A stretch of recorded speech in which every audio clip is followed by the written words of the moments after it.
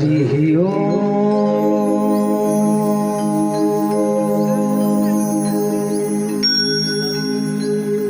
श्री गणेशाय नमः। श्री मातृपितृचरण कमलेभ्यो नमः। श्री गुरुवे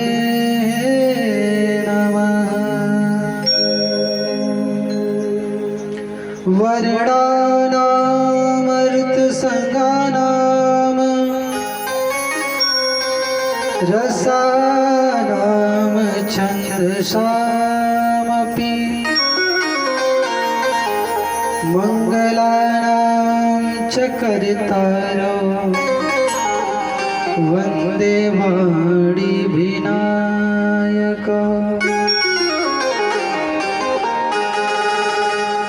ध्येयं सदा परिभवं ग्रामभीष्टदोहं तीर्थास्पदं शिवविरञ्चिनुतं शरण्यं हृद्यार्तिहं प्रणतपालभवाब्धिपोतम् वन्दे महापुरुष ते चरणारविन्दम्।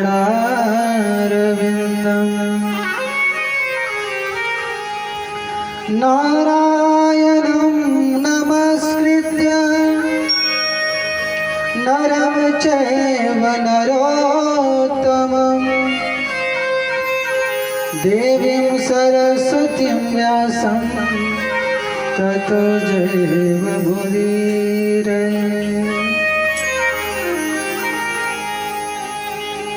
लेत सदा सुधीर की सहज दया के धाम, जननी जनक सब भगत के प्रभु श्री सीताराम।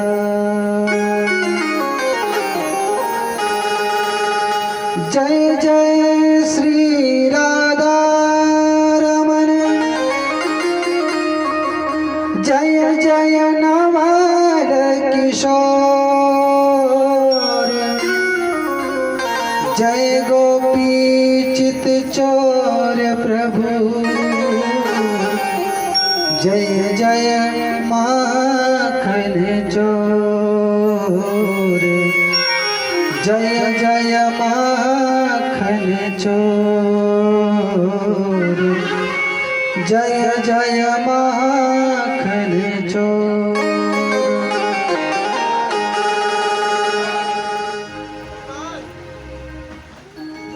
अखिल ब्रह्मांड नायक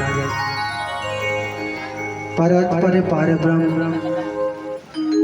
कण कण में विराजमान मेरे परम आराध्य यशोदानंद नंदन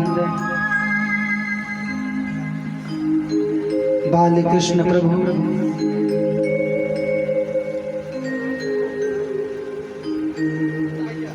और जो भगवान की कथा के लिए सब सुख का त्याग करके इस धराधाम पे रह गए,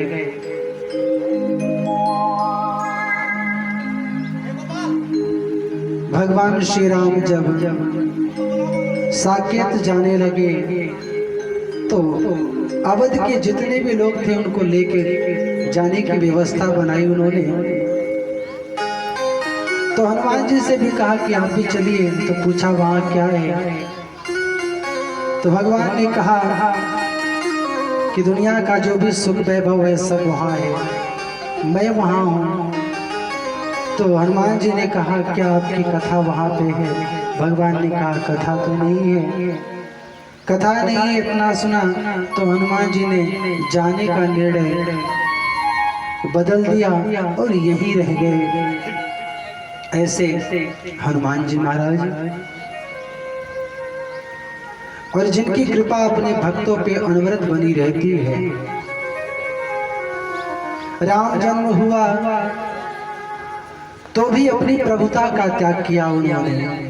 भगवान भोलेनाथ जब राम का प्राकट्य हुआ तो मनुष्य देह धारण करके उनके दर्शन को जाते हैं, और जब भगवान कृष्ण का प्राकट्य हुआ तो भी मनुष्य रूप धारण करके जाते हैं। तो भगवान के अनन्य प्रिय देवादिदेव बाबा भोलेनाथ जी महाराज, और जिनकी कृपा से यह बालक कुछ बोलने योग्य हुआ। जीव में सामर्थ्य नहीं कि वह कुछ बोल सके, शिष्य में सामर्थ्य नहीं कि वह कुछ कर सके। सामर्थ्य वो निमित्त मात्र है, बाकी अंदर से जो बातें करता है, जो बोलता है, वह गुरु है। गुरु की आग से, गुरु के ताप से, गुरु के तेज से शिष्य का तेज है। गुरु के समीप यदि शिष्य रहता है तो जो आभा गुरुदेव के मस्तक पर रहती है, वही आभा शिष्य के मस्तक पर रहती है। ऐसी एक कथा आती है कि कोई शिष्य बहुत काल तक आश्रम में रहा। एक समय ऐसा आया, उसने गुरुदेव से कहा, ठंडी का महीना, कि गुरुदेव अब हम आश्रम छोड़ना चाहते हैं, अब मैं बाहर रहना चाहता हूँ। तो गुरुदेव ने कुछ किया नहीं, कुछ कहा नहीं। आग जल रही थी, उसमें से कोयले का एक टुकड़ा निकाला और अलग रख दिया। अलग रखा तो परिणाम क्या निकला? थोड़ी देर बाद वह कोयला जो आग के संपर्क में था, गुरु के सानिध्य में था, तो दहक रहा था, और थोड़ी दूरी हुई तो वह बुझ जाता है, राख बन जाता है। जब शिष्य ने इस घटना को देखा तो शिष्य गुरु के चरणों में पड़ जाता है कि गुरुदेव मुझे ज्ञान हो गया क्या कि मैं आपके चरण से लगा रहूंगा तो दहकता रहूंगा, चमकता रहूंगा, आपसे दूर हो जाऊंगा तो राख का मेरा अस्तित्व हो जाएगा। तो जिनकी कृपा से मैं कुछ बोल रहा हूँ, दिख रहा है कि मैं बोल रहा हूँ, पर सत्य बात है कि बोल तो कोई और रहा है। तो ऐसे गुरुदेव भगवान के चरणों में गायत्री नंदन का कोटि कोटि प्रणाम। दूर दूर से पधारे समस्त भावुक भक्तगण, उपस्थित माताएं बहनें, बड़ा सुंदर सा आयोजन आपके इस ग्राम सभा में मिश्रा परिवार में हुआ, और उससे बड़ी प्रसन्नता का विषय कि आप 4 भाई हैं, सब लोग साथ में बैठ के कथा का आनंद ले रहे हैं। और कथा का उद्देश्य भी यही होना चाहिए कि जीवन में, परिवार में, समाज में जो दूरी हुई है, उस दूरी को कम करके सब मिलके ऐसा कोई कार्य करे तो वह बात परमात्मा तक पहुंचती है। नहीं तो आपने देखा होगा कि लोग अनशन पर बैठते हैं तो कोई अकेला नहीं बैठता है, 10-20 की संख्या में लेके बैठते हैं। तो होता क्या है, ज्यादा संख्या रहती है तो बात स्वीकार कर ली जाती है कि नहीं भैया इनका काम कर दिया जाए। और चुनाव में भी देखिए कि जिनके तरफ लोग ज्यादा रहते हैं तो उनकी जीत हो जाती है। तो कहने का भाव, यदि आप सब इकट्ठे रहें, ये 5 उंगलियां हैं, इस तरह से है, तो कोई भी इनको तोड़ सकता है। ये सब अकेली है, 4-5 अकेली है। कोई इनको तोड़ सकता है, कोई इनको तोड़ सकता है, कोई इनको तोड़ सकता है। और जब यही मुट्ठी बंद हो जाती है, सब एक हो जाते हैं, तो जल्दी खोले नहीं खुलता, तोड़ने की तो बात बहुत दूर की है। तो जीवन में ये संकल्प रहे कि हम कोई कथा सुनना चाहते हैं, कोई धर्म करना चाहते हैं, धर्म पथ पर चलना चाहते हैं, तो पहला उद्देश्य ये होना चाहिए कि जो हमारे अपने हैं, घर के हैं, समाज के हैं, उन सबको लेके कोई कार्य किया जाए। तो आपने एकता का जो एक सूत्र बांधा, तो परिणाम क्या हुआ कि आपके जीवन में साक्षात राधिका रानी और भगवान कृष्ण का दर्शन आपको मिला। श्रीमद् भागवत महापुराण सुनने का अवसर मिला। संतों की ऐसी मान्यता कि भागवत कोई ग्रंथ नहीं है, कोई पुराण नहीं है, कोई पोथी नहीं है, तो है क्या? ये साक्षात भगवान श्री कृष्ण और राधा रानी का स्वरूप है। तो किसी ने कहा कि कैसे मान ले कि श्री कृष्ण का स्वरूप है और राधा रानी का स्वरूप है, दिखना भी तो चाहिए। तो गुरुदेव कहते हैं कि श्याम का रंग कैसा था? शिष्य कहता है गुरुदेव वो तो सांवले थे, काले थे। और राधा कैसी थी? तो राधा तो बहुत गोरी थी। तो भागवत में क्या दर्शन आया? भागवत में जो अक्षर लिखा गया है वो काले रंग से लिखा गया है, जो काले रंग से लिखा गया है वो श्याम है। और जिस अक्षर जिस पेज पे लिखा गया है, जो सफेद रंग का पेज है, वो है राधा रानी। और दोनों के समन्वय से ये भागवत ग्रंथ का निर्माण हुआ। तो साक्षात अनुभूति करिए कि हम किसी ग्रंथ के समीप नहीं है, किसी कथा के समीप नहीं है, तो किसके समीप हैं? साक्षात भगवान श्री कृष्ण के और किशोरी जी के समीप में, राधा रानी के समीप में। आइए 2 बार भगवान नाम संकीर्तन, जैसा कि नित्य का नियम है। कहते हैं कीर्तन से होगा क्या? कहते हैं कीर्तन से मन पवित्र होता है। जैसे शाम को आपने भोजन बनाया, पात्र जूठा हो गया, सुबह जब बनाना रहता है तो उसकी धुलाई होती है, अच्छे से उसको साफ किया जाता है, फिर बनाया जाता है। ठीक इसी प्रकार कल की कथा जब शुरू हुई तो कीर्तन हुआ इस उद्देश्य से कि मन साफ हो जाए। और इतना प्रभाव तो हमारा आपका नहीं है कि एक बार साफ हो गया तो साफ बना रहे। तो नित्य यह क्रम चलेगा। कहते हैं कि श्याम नाम के साबुन से जो मन का मैल छुड़ाएगा। हम आप कपड़े की सफाई करते हैं, अच्छे अच्छे साबुन का प्रयोग करते हैं, चेहरे के लिए अच्छे से अच्छा साबुन लगाते हैं, चेहरे का ध्यान है, वस्त्र का ध्यान है। पर साधु कहते हैं कि अंतरात्मा बड़ी गंदी है, मन बड़ा मैला है। मन में है क्या? कहते हैं काम, क्रोध, राग, द्वेष, ईर्ष्या, छल, कपट, पाखंड, झूठ, इन सारे विकारों से मन भरा पड़ा है। भगवान तो आना चाहते हैं, पर उन्होंने देखा कि सीट रिजर्व हो गई है, खाली है नहीं, मैं आऊंगा तो बैठूंगा कहाँ? तो उस सीट को खाली करने के लिए जो लोग अंदर बैठे हैं उनको बाहर निकालने के लिए कीर्तन एक माध्यम है। कीर्तन से मन पवित्र होगा तो परमात्मा बैठेंगे, परमात्मा की कथा बैठेगी। कहते हैं श्याम नाम के साबुन से जो मन का मैल छुड़ाएगा। तो मन का मैल यदि छुट गया तो होगा क्या? निर्मल मन के दर्पण में वह श्याम का दर्शन पाएगा।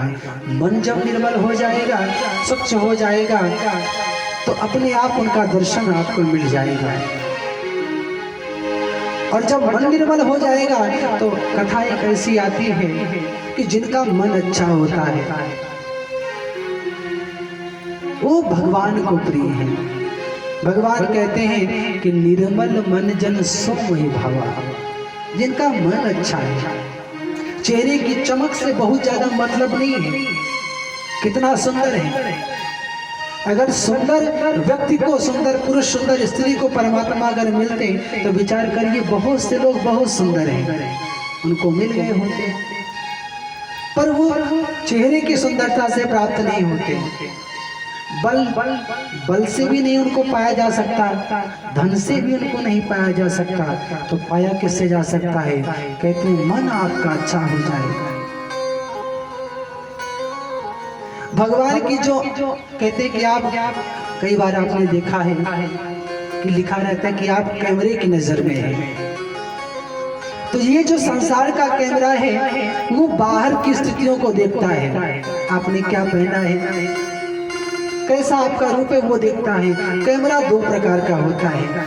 एक एक्सरे वाला कैमरा होता है जिसको बाहर से कोई लेना देना नहीं रहता, वो अंदर की बात को देखता है, अंदर कहाँ घाव है, क्या टूटा है, क्या नहीं हुआ है। तो परमात्मा की जो आंखें हैं वो एक्सरे वाले कैमरा है, वो अंदर देखते हैं कि इनका अंदर क्या है। तो जब अंदर देखते हैं तो विकार मिलता है, तो परमात्मा लौट जाते हैं, ये जगह मेरे रहने के लायक नहीं है। इसलिए कीर्तन से ये भाव है, कीर्तन से मन पवित्र होगा, मन पवित्र होगा तो कन्हैया समझ में आ जाएगा, उसकी कथा समझ में आ जाएगी। तो आइए सब लोग भगवान से कहें, हे प्रभु मैं जानता हूं कि आपकी भक्ति करूंगा, आपसे प्रेम करूंगा तो दुख मिलेगा। भक्ति की प्रथम शर्त है कि आप जीवन में भक्ति करना प्रारंभ करिए, आपको दुख मिलना चालू हो जाएगा। परमात्मा जिनसे प्रेम करते हैं या तो उनको अपनी कथा सुनने का अवसर देते हैं, या तो अपना दुख देते हैं, अपना विरह देखते हैं। नहीं तो आपने देखा होगा आज भी ये परंपरा चली आई है कि जो ज्यादा पूजा पाठ करते हैं वो ज्यादा परेशान रहते हैं। लोग कहते हैं भैया वो पूजा पाठ बिल्कुल नहीं करते फिर भी भगवान उनके ऊपर कृपा किए हैं। ऐसा नहीं, दुख क्यों देते हैं? वो चाहते हैं, ईश्वर वो जगत पति है और पति चाहता क्या है कि मैं ऐसा कुछ करूं कि पत्नी सिर्फ मेरी याद करे, मेरा चिंतन करे। तो वो दुख जब देते हैं तो क्या होता है, दिन रात हम भगवान की याद करते हैं प्रभु 24 घंटे, ये दुख कब दूर होगा? और जब सुख आता है तो लोग परमात्मा से दूर भाग जाते हैं। तो भगवान से कहिए, प्रभु मैं जानता हूं कि भक्ति करूंगा तो दुख मिलेगा, पर कोई बात नहीं, जीवन में बहुत दुख है, एक दुख और उसमें जुड़ जाएगा, पर भक्ति जरूर करूंगा। इस भाव से सब लोग मीठी मीठी ताली बजाते हुए गुनगुनाइए आनंद के साथ। ऐसा ये सोच के मत बैठिए कि हम कथा सुनने बैठे हैं, अपने आप को भूल जाइए किसी की पत्नी है, किसी के पति हैं, कोई बगल में बैठा है, खूब फ्री होके सुनिए कथा। जब तक मन लगे तब तक सुनिए, और नहीं भी मन लगे तो शांति से बैठिए। अगर मन ना लगे फिर भी कथा में बैठे रहिए, कल्याण हो जाएगा, आप भवसागर पार हो जाएंगे। तो कहा कैसे? कथा में मन नहीं लगता, कथा में बैठे, कई बार ऐसे होता है कि बैठे तो बहुत लोग हैं पर कथा में मन नहीं लगता। तो क्या ऐसी स्थिति में भी कल्याण हो सकता है? तो गुरुदेव कहते हैं निश्चित कल्याण होगा, आप भवसागर पार हो जाएंगे। कैसे? तो कहा कि आप इलाहाबाद से प्रयागराज से आपने रेलगाड़ी का सफर प्रारंभ किया, ट्रेन में आप बैठ गए हैं, आपको मुंबई जाना है या थोड़ी यात्रा करनी है, आप गाड़ी में बैठ गए पर गाड़ी में आपका मन नहीं लग रहा है, बड़ी उथल पुथल मची है, बड़ी बेचैनी लगी हुई है, चित्त ठिकाने पे नहीं है, मन बड़ा इधर उधर हो रहा है। तो आप मुझे बताइए, क्या वह गाड़ी आपसे बोलेगी कि आपका मन नहीं लग रहा है, हम आपको मुंबई नहीं पहुंचाएंगे? ऐसा वो बोलेगी? बिल्कुल नहीं बोलेगी। तो गुरुदेव कहते हैं कि आप कथा पंडाल में बैठ भर जाइए, मन लगे ना लगे कोई बात नहीं है, पर भगवान इतने कृपालु हैं कि आपको बिना पार लगाए वो मानने वाले हैं नहीं, ये उनकी कृपा का परिणाम है। क्यों? बिनु सेवा जो द्रवे दीन पर, राम सरिस को नाही, ऐसो को उदार जग में, ऐसा कौन होगा? मानस में बड़ा सुंदर दर्शन आया कि भव सागर चाह पार जो पावा, तो राम कथा ताकन दृढ़ावा। इस राम कथा, इस श्याम कथा रूपी नौका में आप सवार हो जाइए, निश्चित आप पार हो जाएंगे। तो आइए भाव से अपने मन को एक बार ये विश्वास दिला दीजिए सब लोग कि पाई न कहीं गति पतित पावन, राम भज सुन सठ मना। अपने मन को थोड़ा सा ये बता दीजिए कि जो परेशान है, ज़्यादा धड़क रहा है कि क्या मालूम कृपा करेंगे कि नहीं करेंगे, अपनाएंगे कि नहीं अपनाएंगे। विभीषण जब गए भगवान की शरण में तो मन में बड़ा उथल पुथल चल रहा था, क्या मालूम रखेंगे कि अपनाएंगे कि नहीं अपनाएंगे। पर ऐसी कृपा हुई कि भगवान ने दूर से भगवान ने उनको देखा, तो भगवान यद्यप बैठे बहुत दूर थे पर हाथ बढ़ा दिया, आजान भुज हो गया और बड़े दूर से भगवान ने विभीषण को थाम लिया। तो अपने मन को भी समझाइए कि ये मन तू भक्ति करना प्रारंभ कर इस भाव के साथ कि पाई न कहीं गति पतित पावन, राम भज सुन सठ मना, गणिका अजामिल गीध व्याधि गजादि खल तारे गना। बहुत से पापियों का कल्याण हो गया। पापी तो हर व्यक्ति है, ऐसा कोई व्यक्ति जिसने कभी पाप नहीं किया हो। तो जब बड़े बड़े पापी तर गए, बड़े बड़े पापियों का कल्याण हो गया, तो हम तो छोटे मोटे पाप किए हैं, हमारा भी कल्याण निश्चित हो जाएगा। इस विश्वास के साथ आइए 2 बार भगवान नाम संकीर्तन करते हैं, फिर से चर्चा। सब लोग भगवान से कहिए, प्रभु हे मुरलीधर छलिया मोहन, हम भी तुमको दिल दे बैठे। और दिल अगर आपने दिया ना होता तो आप यहाँ तक आए नहीं होते, ये तो गारंटी है। कुछ ना कुछ तो मन खिंचा है, किसी ने परेशान किया है। कौन? परमात्मा ने, कृष्ण ने। और कृष्ण के नीचे जो ये ऐसे कटिया जैसा जो एक लगा है भाव, तो उसका उद्देश्य क्या है कि उस कटिया से उस भाव से भगवान भक्त के हृदय को अपनी तरफ खींच लेते हैं। हे मुरलीधर छलिया मोहन, हे मुरलीधर छलिया मोहन, हम भी तुमको दिल पे बैठे। मुरलीधर सब लोग ताली छलिया मोहन, हम भी तुमको दिल दे बैठे।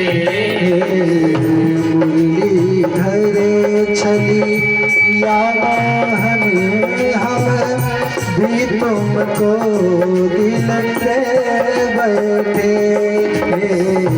मुरलीधर छलिया मोहन, हम भी तुमको दिल दे बैठे।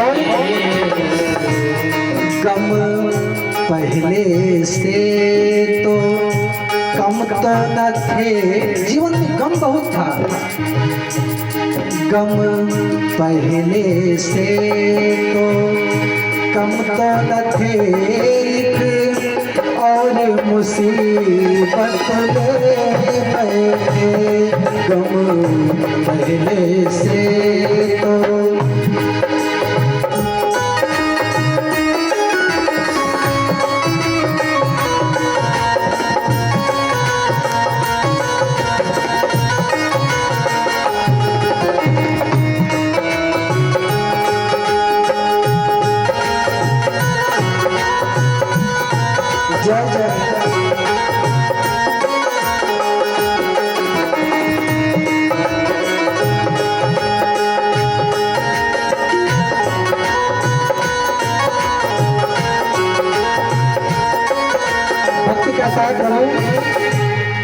दिल कहता है तुम सुंदर हो, दिल कहता है तुम सुंदर हो, आँखें कहती है दिखलाओ, आँखें कहती है दिखलाओ। दिल कहता है तुम सुंदर हो, आँखें कहती है दिखलाओ। पर समस्या है क्या? तुम मिलते नहीं हो, आकर के तुम मिलते नहीं हो, आकर के हम कैसे कहें देखो ये बैठे। तुम मिलते नहीं हो, आकर के हम कैसे कहें देखो ये बैठे।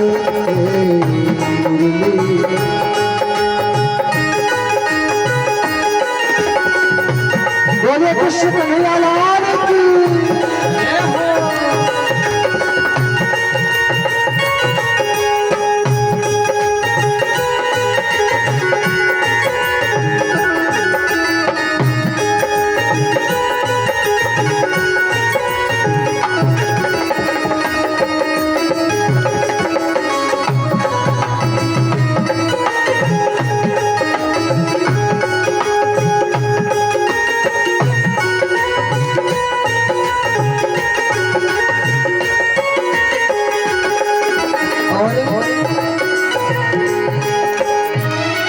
महिमा सुन के है राम है हम, महिमा सुन के है राम है हम।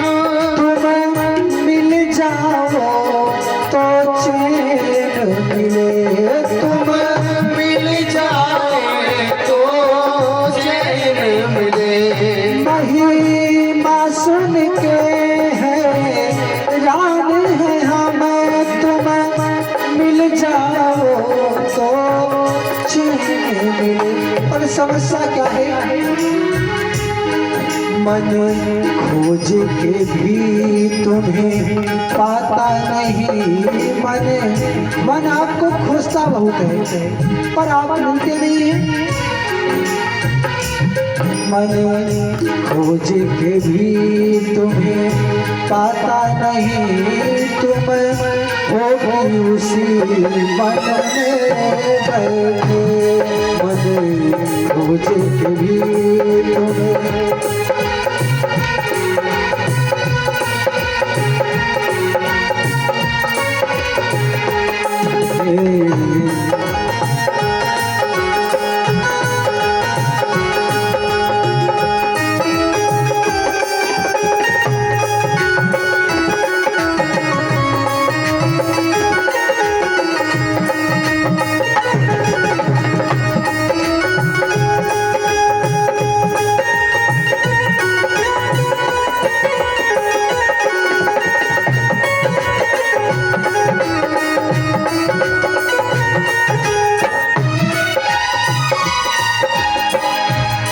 राजेश्वर राजा राम तुम्हें, राजेश्वर राजा राम तुम्हें। प्रभु योगेश्वर घनश्याम तुम्हें, प्रभु योगेश्वर प्रभु राम तुम्हें। आप ही कृष्ण हैं, आप ही राम हैं, तो अंतर क्या है? साधक कहता है राम कृष्ण तो एक हैं, अंतर नहीं निवेश, बिल्कुल अंतर नहीं है। अंतर किंचित मात्र है क्या कि एक के नयन गंभीर हैं, एक के नयन गंभीर हैं, एक के चपल विशेष। राम के नेत्र थोड़ा गंभीर हैं और कन्हैया थोड़ा चंचल प्रतीत वाला है, इसलिए है तो आप दोनों एक। राजेश्वर राजा राम तुम्हें, राजेश्वर राजा राम तुम्हें। प्रभु योगेश्वर घनश्याम तुम्हें, प्रभु योगेश्वर प्रभु धाम तुम्हें। धनु धारी बने कभी मुरली बजा, धनु मुरली बजा। कभी आप धनुधारी बन जाते हो, कभी मुरली बजाने लगते हो। है तो आप एक ही है पर लीला आपकी अलग है। धनु धारी बने कभी मुरली बजा, भाव से दोनों हाथ ऊंचा करिए सब लोग और बोलिए क्या? यमुना तट निज जट धनुधारी बने कभी मुरली बजा, यमुना तट निज जट मुरली धर छली या मोहन हम भी तुमको दिल